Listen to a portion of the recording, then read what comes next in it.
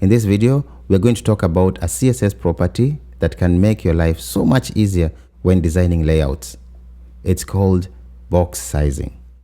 So by the end of this video, you will know exactly what it is, how it works, and why it is super important.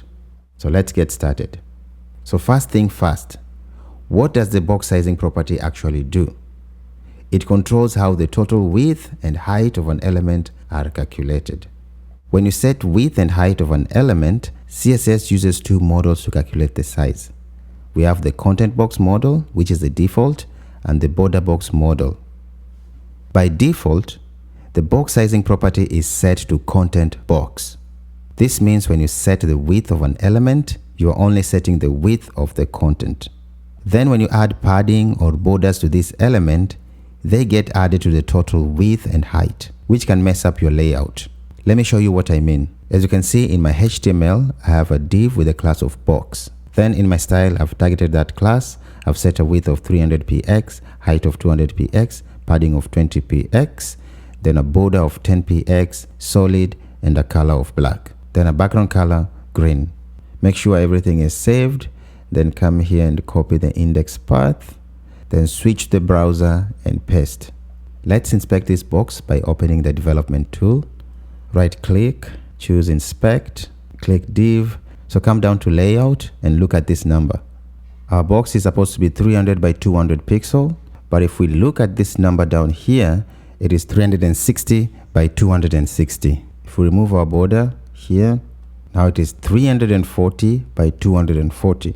If we remove our padding, now it's 300 by 200 pixel. So by adding padding and border, our box is now 360 by 260. So this might be bigger than what you expect. And here is where the magic of box sizing with the value of border box comes in. When you use border box, the padding and the borders are included inside the width and the height you set.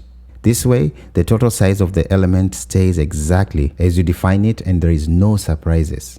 So let's add box sizing in our box. We can even add it here in our dev tools like this.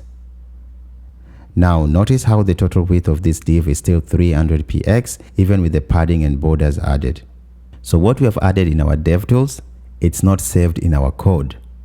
If you reload this page, everything disappears. Okay, so let's go back in our code and add the box sizing. So this is one of the places we use universal selector to apply this rule to all elements on the page. So I'll target the universal selector, then I'll add the box sizing with the value of border box. So by using universal selector, you're telling the browser to calculate the width and height of every element in a way that include padding and borders. This will lead to more predictable and manageable layout. Okay, let's recap. Box sizing with the value of content box is the default. The width and the height you set only apply to the content. Padding and borders will add extra space. Box sizing with the value of border box, the width and the height you set include padding and borders, making it easier to control the layout sizes. Most of the time you will want to use box sizing with the value of border box to make sure your elements are exactly the size you want without the layout shifting unexpectedly. And there you have it. Now you know about the box sizing property and how it can make your CSS layout predictable. Feel free to drop any questions or comments below. Thanks for watching. The next video is now on the screen and I'll be there waiting for you.